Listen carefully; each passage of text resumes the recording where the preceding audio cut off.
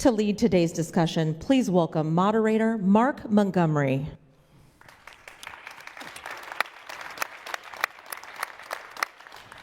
Thank you very much. I'm the Executive Director of the Cyberspace Solarium Commission. I'm fortunate to be joined by three of our august commissioners here today.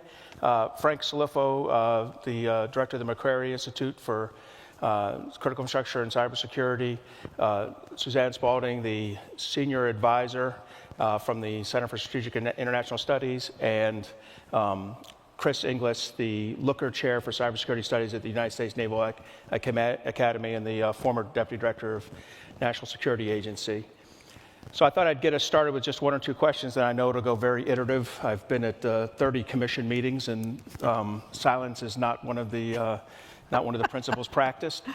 So maybe I'd start first with Suzanne and ask her, what's the basis, what's the word cyberspace solarium? Where does solarium come from, the historical context? Yeah, Mark, I get that question a lot. The solarium is a reference really to a room in the White House, on the top floor of the White House, that Eisenhower used to like to use, usually to meet with folks from outside the government. He would bring them into the solarium for conversations.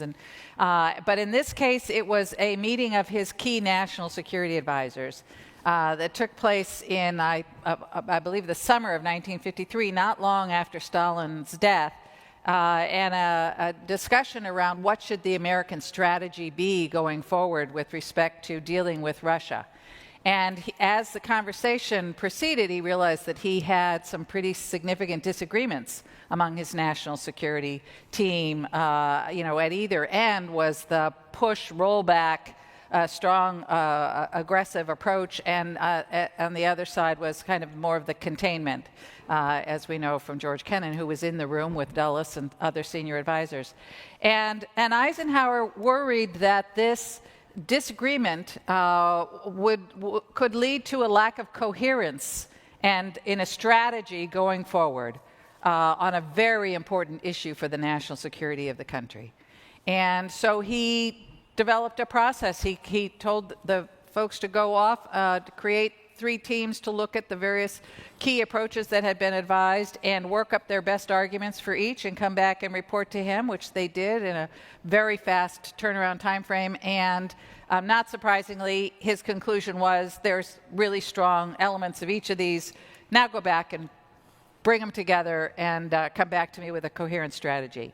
So that was the model that the members of Congress who created the Solarium Commission were looking to try to bring coherence to a strategic approach on this very vital issue of cybersecurity, and particularly around looking at how we could change bad actors' behaviors in cyberspace.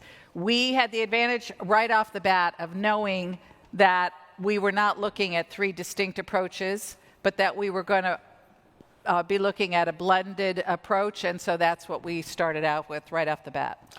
So thanks, Suzanne, and that's great. You brought us from 1953 up to 2019. 2019, the Senator McCain pushes through in the National Defense Authorization Act, the Cyberspace Solarium Commission.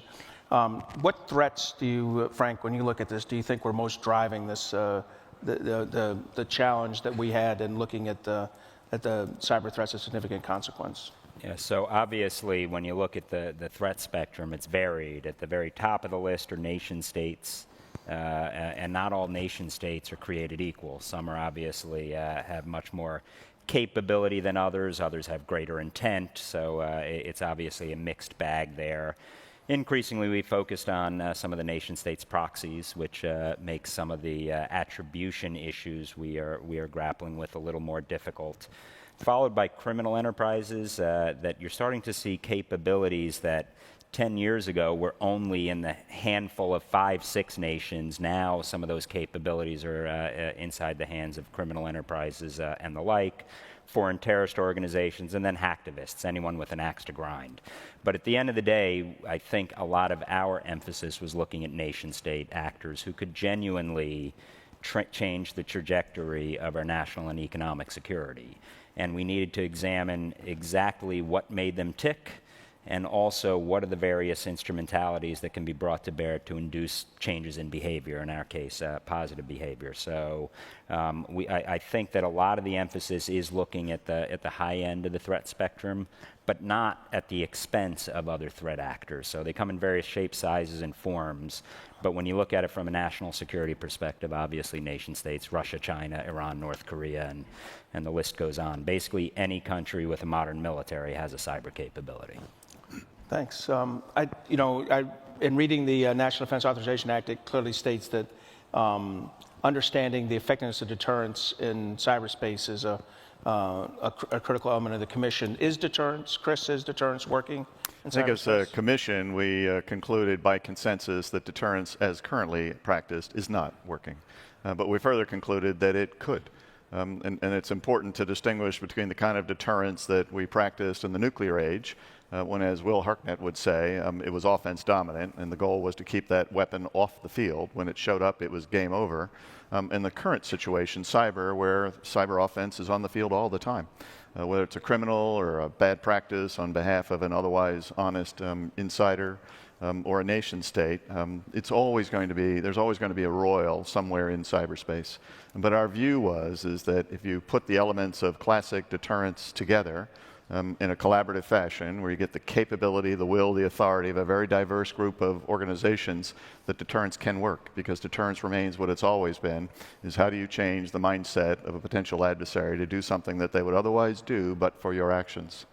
And we can describe, if you'd like, a little bit more about what we then ultimately determined deterrence should look like, but we believe that it wasn't working, and it can. I think, and again, to be clear, as Chris said, the test is not have we come up with a way to prevent a bad actor from engaging in any malicious cyber activity, but can we reduce that level, which is really below the use of force threshold, which is where we focus most of our attention and sort of that gray zone. That's really the objective that you're looking for. Yeah, we firmly believe that you can make digital infrastructure, which we have to imagine is not simply the technology, but it's the people, the roles, responsibilities that are connected to that.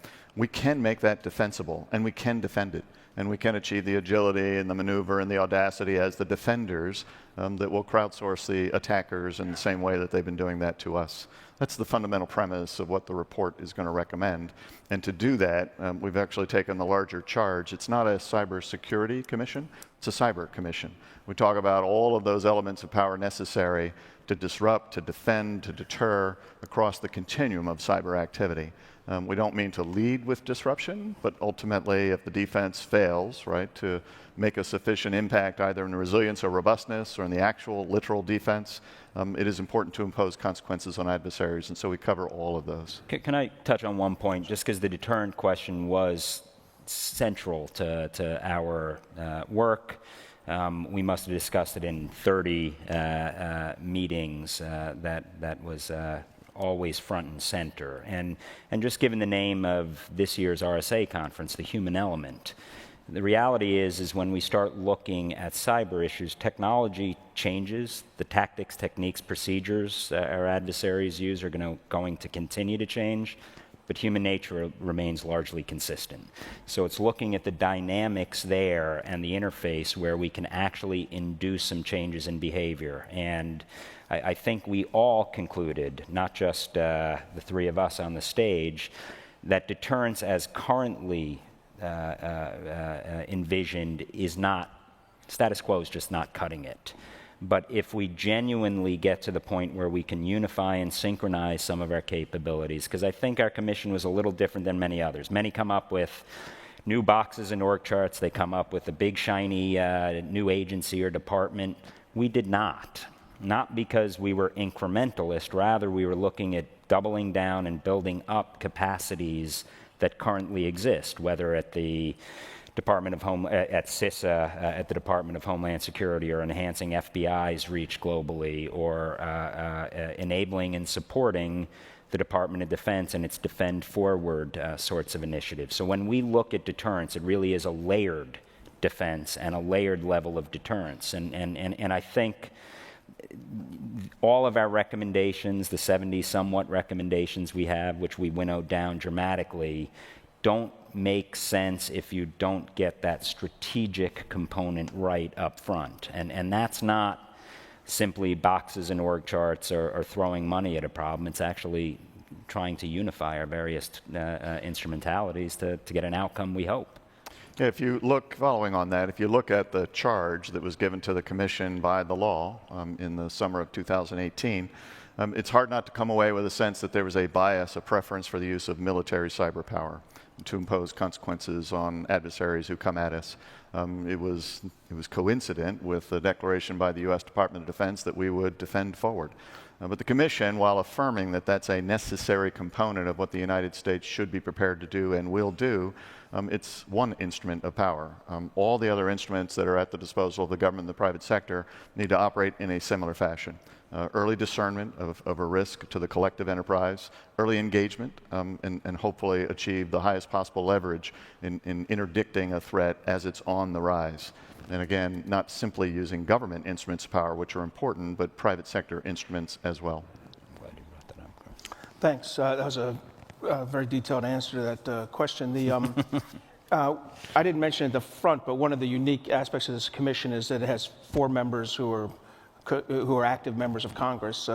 Suzanne, how's that impacted the commission in your thoughts? Well, it was interesting. I have been involved with a lot of commissions. I ran a couple and have consulted with a number of others. And this was really unique. Actually, other commissions have had sitting members of Congress, but not producing the kind of result that we have here, which I'll touch on in a minute. The thing I think was really unique was having the executive branch sitting on the commission as actual commissioners and present for every meeting and fully engaged in the conversations. And that made a significant difference. I mean, as was noted, commissions, first of all, anybody who thinks that a commission is going to come up with some brilliant new idea no one's ever thought of before is bound to be disappointed with every commission, because it doesn't happen. That's not what it's about. But a group of folks who are supposedly know something and have sat through a lot of briefings have come together around a consensus around ideas that are out there that they think are smart to move forward with. And that's really the benefit of the commission. But the second aspect is that the commissions often, their report lands and the executive branch then fans it out and they have to familiarize themselves with it. That takes months. Congress has to get up to speed on it, et cetera. And by the time things start to moving, you've often come to the end of administration and then things start all over again with a new commission. Having the executive branch on there means that they are already informed. They know exactly and how we got where we got. It made the decision to not take a blue sky aspirational approach that was not realistic, but instead to focus on what is achievable, much more meaningful, because we had folks at the table who could tell us what was achievable and what was not. And then the members of Congress were very interested in making sure that things would not just fall on somebody's desk, but actually be achieved. And so a unique aspect of this report that I think we can preview is that it will have an annex that is a series of legislative recommendations, pieces of legislation. So not just making a recommendation that Congress should do X, but actually providing draft legislation that the staff has been working with lawyers on to help jumpstart the conversations and get this moving. And many of our recommendations have led to these legislative proposals, and we have the members of Congress who are passionate about it who can help shepherd it through. Mark, if I might add, what was also different from the original Solarium, circa 1953, and this one, was that the private sector was in the room as well. So Tom Fanning, who's the CEO of Southern Corporation, Southern Company, I think it's the largest or the second largest electrical grid within the United States. He was a commissioner, and he showed up just about every single time. He was fully engaged in that. We engaged upwards of a dozen foreign nations, right, who all have various strategies, some ahead of ours in terms of the sophistication, the applicability to our own problems. We engaged academia. We engaged the private sector through various, whether it was through RSACs, which are already well organized along the critical sectors, or whether it was consortia organized for us by kind of entities like the U.S. Chamber of Commerce. And across the Main, probably upwards of 200 engagements, I'm guessing at that, but probably in the right ballpark, More, right. 30 close-in meetings, such that we were at least as well informed as we could possibly be about what the art of the possible was. And our job was not to come up with the new ideas. They were already on the table, kind of offered by that fairly robust and diverse group of people. Our job was to figure out how do you actually integrate them into some fabric so that you can then achieve some degree of integration and hopefully in the human dimension, collaboration. Those, I think, would be the hallmarks of success for us, is that we actually bring all the capabilities, all the authorities, all of the talent to bear against what increasingly is a common problem, unlike the nuclear problem of 1953, which required an industrial base, but largely handled by the executive branch. This is different. Just one minor last point, because I know we want to move on. One of the things that I found enlightening, it was the least partisan room I've been in every week in Washington, D.C. And it's amazing when people work the way we should, how ideas can actually get addressed, grappled with, and don't kid ourselves here. We didn't agree. We came from very different places in the beginning, but it was a very constructive manner and fashion, and I just don't think there's enough of that these days, so I just have to throw that in there. So, Chris, picking up on where you were talking about strategic deterrence, going forward, how would you describe the layered deterrence strategy that's discussed in the report? Yeah, so when you pick up the report and read it, 11 March, coming to a town near you, you'll see early on that there's a discussion of what we describe as layered deterrence. It's actually not a new idea. It borrows heavily from some fairly good work that's out there, both from the nuclear arena and increasingly in the cyber arena. But it basically describes 3 layers which are applied concurrently. They actually have some degree of dependence. It's our view that you need to do one of them before you do the others, but you need to do them all at the same time.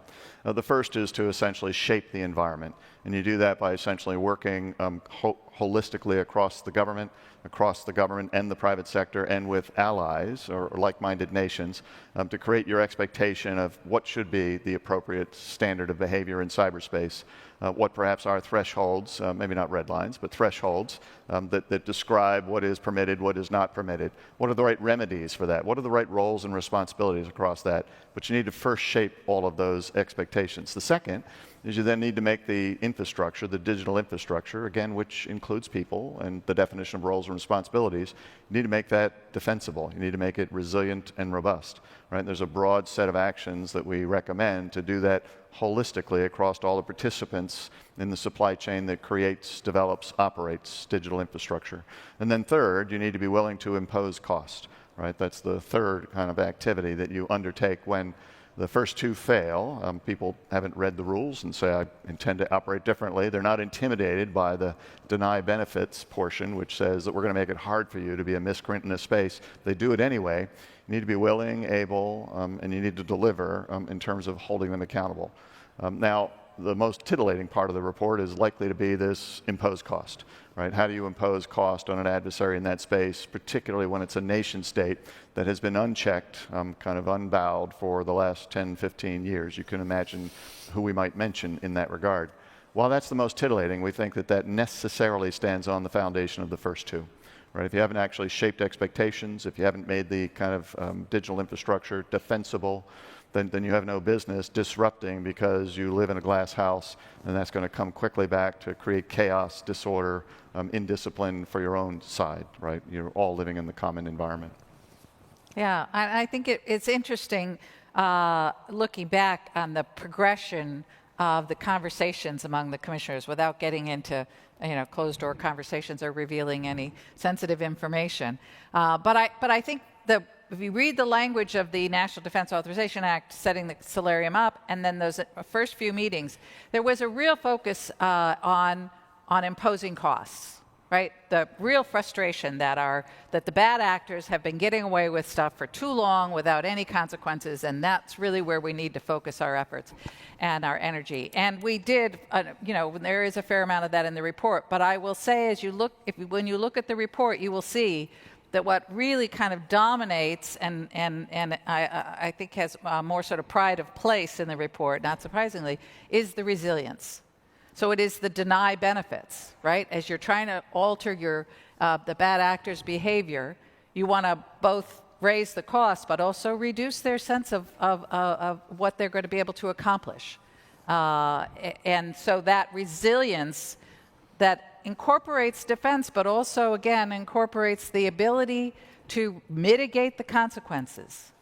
So we talk a lot about threat, the ecosystem discussion is a lot about vulnerability, but the resilience is really about consequences. It's about understanding what the consequences are in the real world, not just to computers, and how all the ways we can mitigate, including analog solutions, including paper ballots and hand cranks and things like that. So on the assumption that we will not be able to prevent activity, the ability to limit the consequences that the adversary can achieve, we believe can alter the adversary's calculations in the long run. And just to underscore one point, these aren't either-or propositions. It is all of the above, because the original Defend Forward concept came from the 2018 Department of Defense strategy, which we endorse, but it doesn't get to the whole set of issues that we need to get to.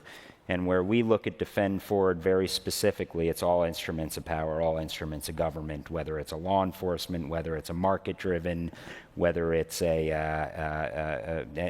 different actors are actually part of it, including the private sector. And we genuinely tried to go beyond the same old, identify the problem and talk about the public-private partnership, but really to translate some of those nouns into verbs and really understand how we can move from where we want to be, from where we are to where we want to be. And that was a big emphasis of our, and you'll see a number of findings along those lines. Thanks. So, Suzanne, you mentioned in resilience paper ballots. So does the resilience include election security? So it does, and it includes, beyond just the resilience of our infrastructure itself, the idea of a resilient society, right, of a resilient public, which I think is particularly important in the election context.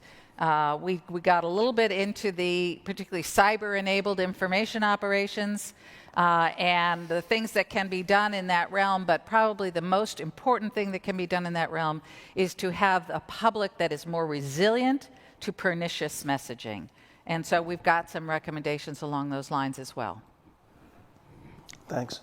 So, Frank, I haven't heard anything yet about the U.S. government itself. Was the commission or the report able to comment on or make recommendations on the organization of the U.S. government? We have dozens of recommendations, but we're not going to share them all right now. So yes, or any. The reality, we did look at a whole host of different, both ends of Pennsylvania Avenue. So both in terms of how the executive branch and executive agencies can better get their act together, how they can be better partners with the private sector, how they can work better with our allies overseas, as well as looking at how Congress and the various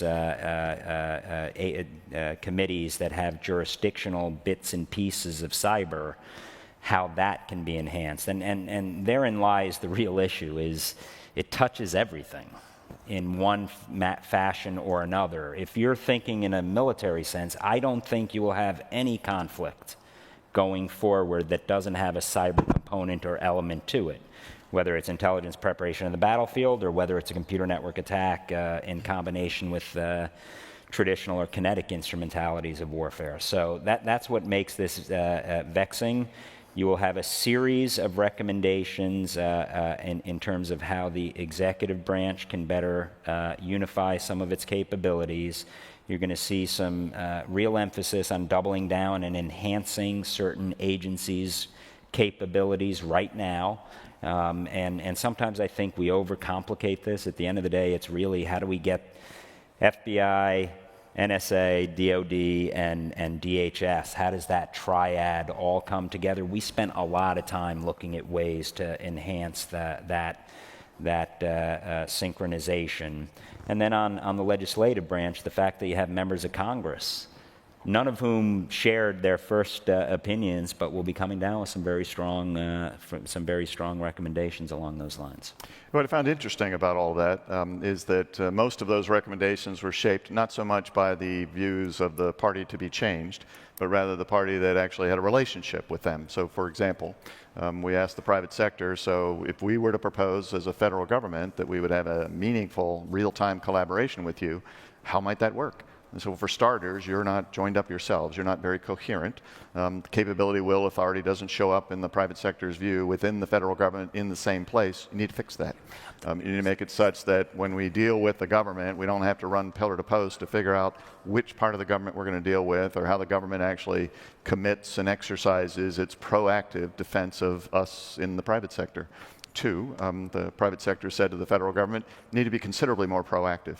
It's sometimes episodic, and perhaps it's a heavy bias towards those things that are perhaps the muscle well developed, less so the ones that aren't. You need to figure out how you bring all of your instruments up to the line and join us in this collaboration to co-discover and co-mitigate activities in this space that beleaguer all of us. And so when we walk through these recommendations, similarly for the congressional, for the kind of the legislative branch, it was largely the executive branch that essentially was able to inform, here's how you could provide better oversight on us. Here's how to make that more coherent, more effective, more focused, such that we then think that we've got something that's not simply acceptable, maybe yes or no, to the party to be changed, but useful to the parties that will then be engaged by, or to essentially engage, right, those parties that will change. Thanks. So, Frank, when one of the industries that you kind of hear being both simultaneously vilified and longed for is the cyber insurance industry. As you went through this, were there things the Commission learned about cyber insurance or thoughts they have about how to address that industry? Yeah, we did tackle the insurance question, and I think there are varied views on how effective it is now, and certainly a lot of perspectives on how we can recalibrate it to make it more effective going forward. And when you say insurance, it's not only because you want to induce change, if you can get to market-driven forces to help drive some of these solution sets, that should be the default point. That should be the starting point. But right now, I think there's more that needs to be done to enhance the existing coverage and capacity to get to the point where we all want to be. And insurance needs to be looked at in a more broad set of industry issues, and whether it's the continuity of the economy, these sorts of questions. But yeah, we're going to come up with a couple of findings very specifically on ways to enhance that capability. Suzanne, do you want to draw on that? Because you've shared a lot of thoughts on it. As Frank says, it came up really in the context of the conversation about both how do we shape the ecosystem and build resilience. And what you ideally, as much as possible, you want to use the market to shape behavior and to drive the kinds of investments and changes in behavior that you want. And so you start by looking at, what would a perfectly functioning market incentivize? What kinds of behaviors would, if all of the private sector and other critical infrastructure owners and operators had perfect information to manage their risk, what kinds of things would they do? And where is the gap between that and what they are doing? And why is that? Why is the market not achieving what we would like it to achieve? And so we looked at a number of different kinds of incentives and ways to improve the market. Cyber insurance is clearly one of them. Insurance plays this role in other contexts, as we know, to incentivize and help provide guidance and incentives for appropriate security investments. So we looked very carefully at how we could improve that function for cyber insurance. But we looked at other market incentives and drivers as well. And then you have to understand, at the end of the day, there's going to be some delta in critical infrastructure, particularly where there's a public interest that exceeds anything that could be reasonably asked of the private sector to do. And so in that context, again, we looked at, okay, are these situations in which we should compensate the private sector? The private sector is in the best position to do something that we need done to achieve our strategic goal, but it's not really something they would normally be asked to do, defend against a nation-state adversary in a certain context, and so should we compensate them? If so, how do we avoid the moral hazard, right? Do we need to provide, we looked at both carrots and sticks, regulatory approaches, requirements. One of the boldest things I think the Commission did was to acknowledge explicitly that while I'm from DHS, and where I was the Undersecretary for Critical Infrastructure and Cybersecurity, and our 16 sectors, and we love them all dearly. And all of them are really important to our effort. But when you're looking at what is nationally, from a national strategic perspective, you have to prioritize your efforts. Some are going to be more equal than others, right, in the private sector. And that's a surprisingly bold thing for certainly a government or quasi-governmental entity to say. And so can you prioritize resources, and can you impose additional responsibility on them? So those were some of the things we looked at. Could I just put one fine point on that, because I think that's really important. We really did, if everything's critical, in reality nothing's critical. So we did try to get to the racking and stacking, and that is important. It's not to suggest that anything isn't already important, but some are lifeline sectors, and some of those are more critical to our national security, our economic security, and our health and well-being. But we also looked at it through the national critical functions that CIS and DHS is looking at that don't fit neatly in one of the 16 critical infrastructure areas, which, if there were a disruptive and or destructive attack, could be debilitating to our national and economic security. So yeah, I think and that PNT cross-sector interdependent. That's the combo, is the exactly. Key. Yep, that's the key. So before we go to public questions and answers, I had one more ask for Chris. We've talked a lot about, all three commissioners here have mentioned the public-private, the importance of the private sector in this initiative.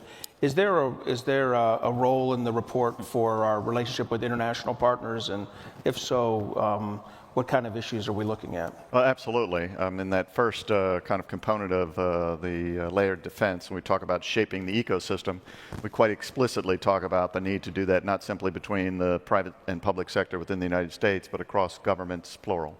Right? We need their assistance to influence what we believe are the normative behaviors in that space. A lot of that work's already been done. We need to affirm it.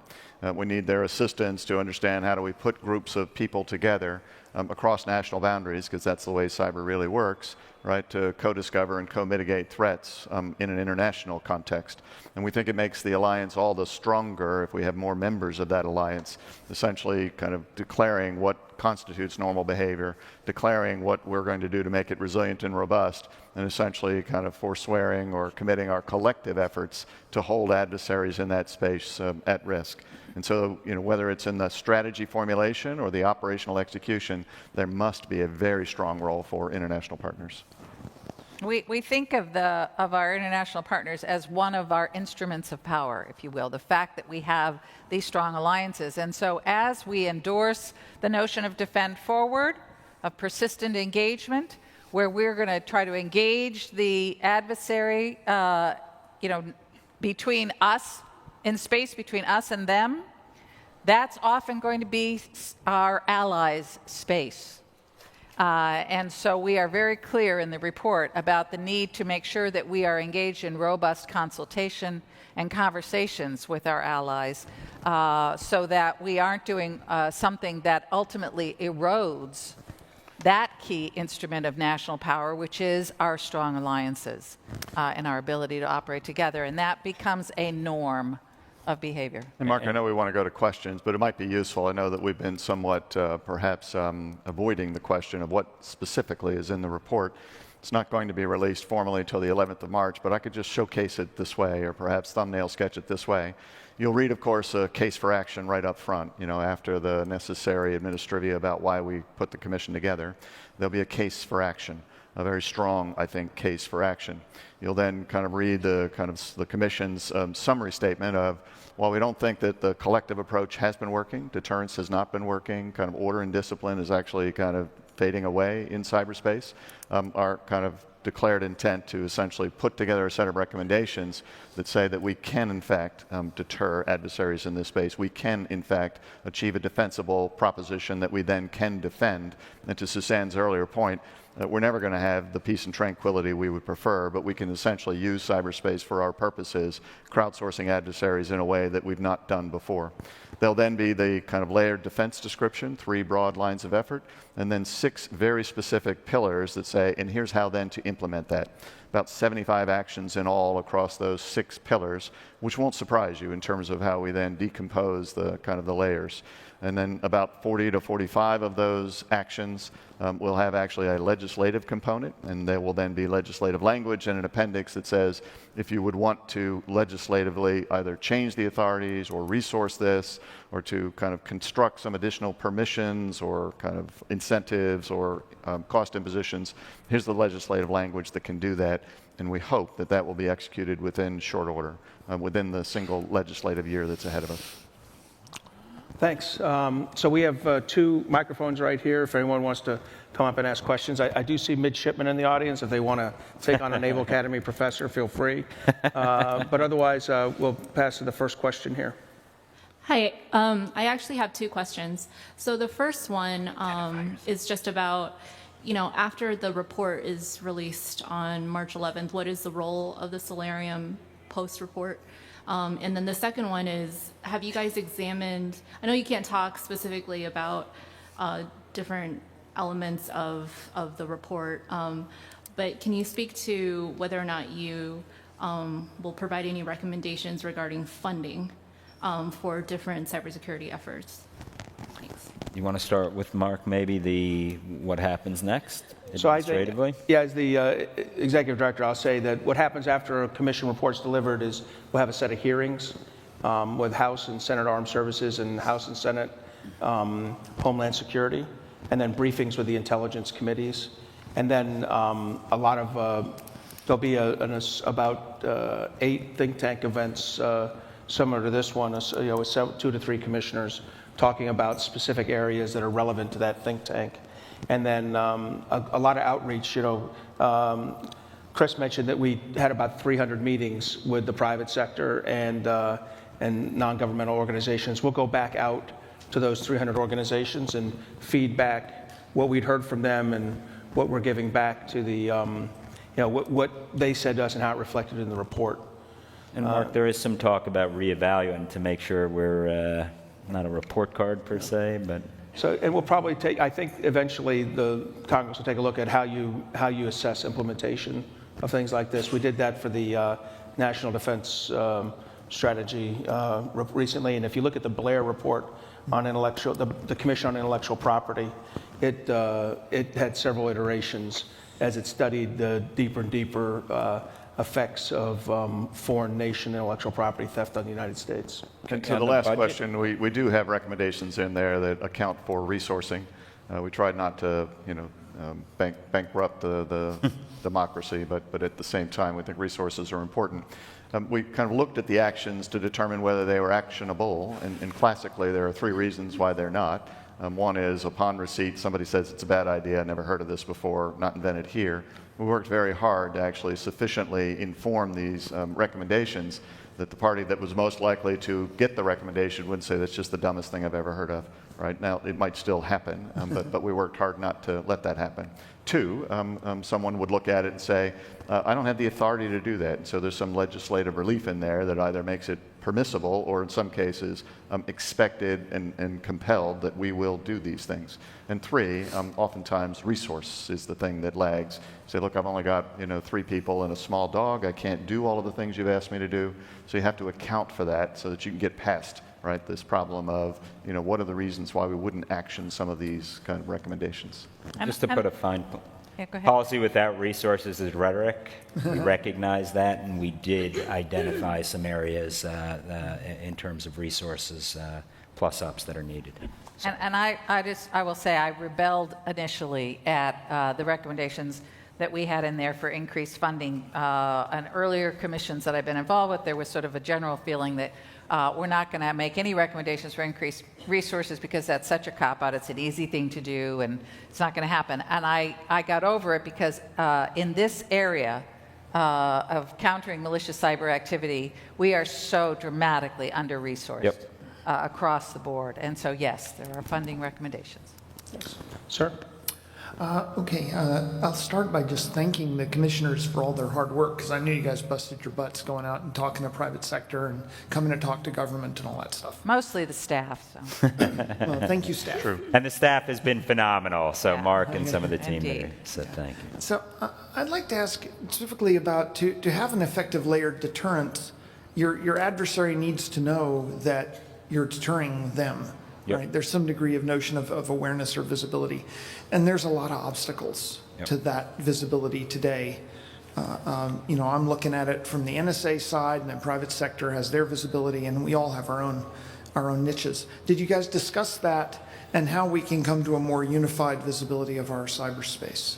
Can I jump? It's an excellent question, because quite honestly, firstly, you deter actors, not a thing anyway. So what works for Russia may not work for China, Iran, North Korea, and on the list goes. So well said. But yes, we are very forward-leaning in terms of the need to articulate publicly and transparently what our deterrent strategy would be, because sometimes we may think we're deterring and the signaling may not be clear.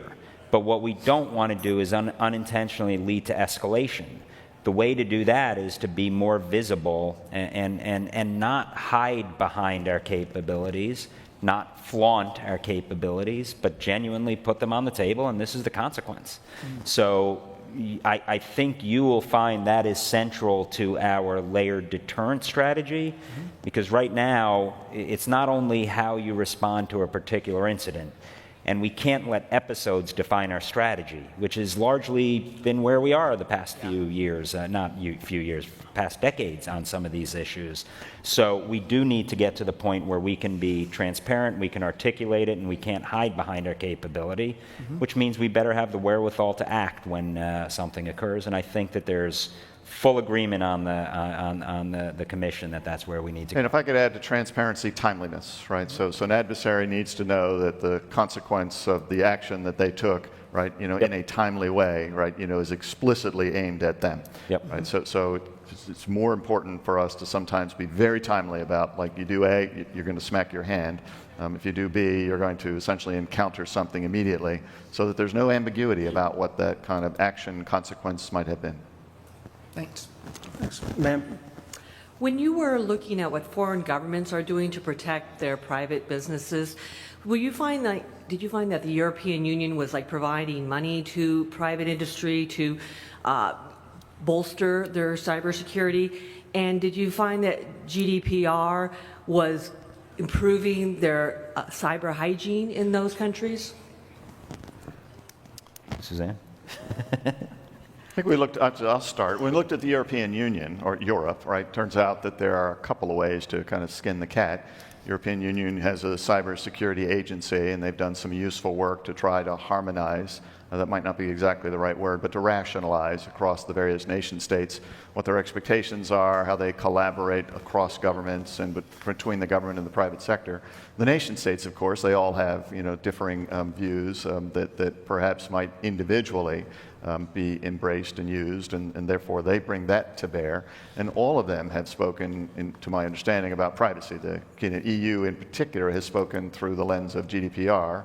The member nations essentially have then had to pick that up, but each of them has then kind of a particular implementation within their nation state that essentially accentuates or extends that. And we tried to understand all of that. We didn't perhaps rationalize or reconcile that entirely to the United States, because we've got 56 states and territories.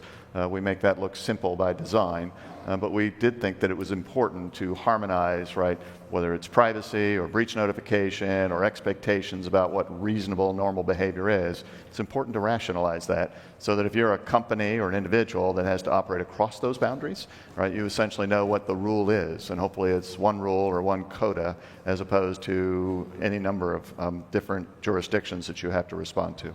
Suzanne? Yeah, no, I think that's exactly right.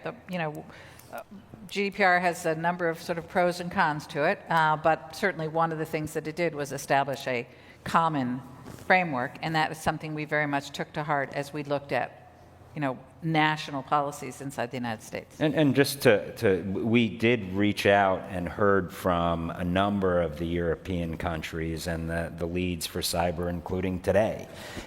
So I think the jury's out, not wearing my commission hat, on the efficacy of GDPR at this point. But one of the things you will see overall is the difference between how democracies handle some of these issues and how authoritarian regimes do, with the support of state-owned enterprises to meet those objectives. So that's sort of if you step back, that's sort of one of the big icebergs that I think we touched on in various ways. So we have time for two more questions over here. So go ahead, ma'am, and then Ted. Karen Judd Smith. I've worked largely with international NGOs, crime prevention and criminal justice in the United Nations. And part of my question connects with the previous two, with transparency and communication of what you are doing. Is that going to be presented at the Crime Congress in April in Kyoto? And the other part of that would be do you hope that your findings are then more able to be adopted by other countries? Are you looking that far? Was that part of your consideration?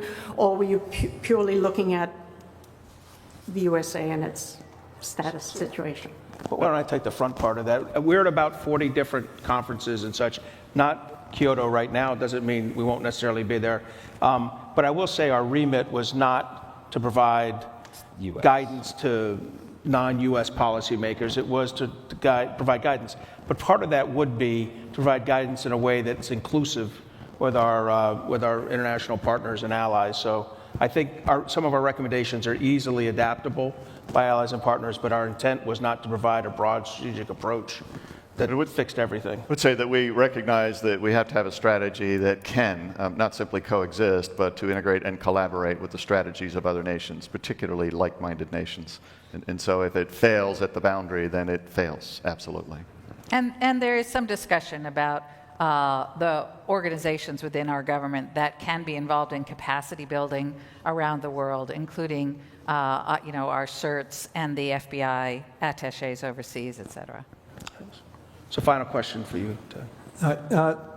Frank, I don't want to read too much into something you said, but I would love more clarification, because you went out of your way to talk about, my words, the haves and the have-nots in the private sector that will be considered critical, somewhat critical, not critical at all.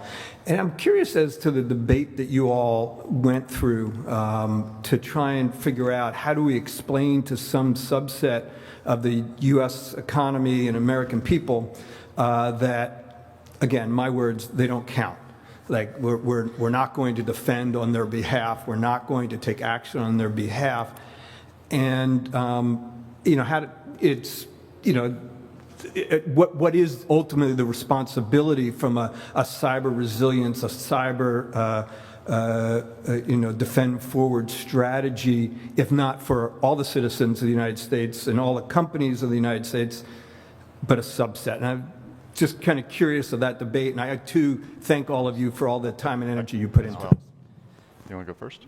Well, firstly, I didn't mean to suggest that if you're not in the lifeline sector, you're not critical. It's just some are more critical from a national security and economic security perspective, and nothing in our report would suggest or insinuate that the other sectors are not. We did spend a whole lot of time. Here's the reality, though. Not everyone could absorb certain capabilities that, if we really want to move the needle, in terms of enhanced cooperation, combined operations with different entities, not everyone could absorb some of that capability. So I think that there is a level of capacity to be able to plug in as coherent a way as can be. But please don't get from any of my comments, I always step on it, I've never had an unspoken thought. It's not to suggest that they are not critical, it's just that some are more so than others, and that's a stark reality. I would add two things to that. One, and I think you'd understand this as well as anyone on the commission, it's really hard to say there's a discrete entity out there that's perhaps number one on the list and another discrete entity that's number last on the list. It's more complicated than that. You have to actually pull the thread across and say, what's the critical function, which is going to quickly run across not simply the 16 critical infrastructures.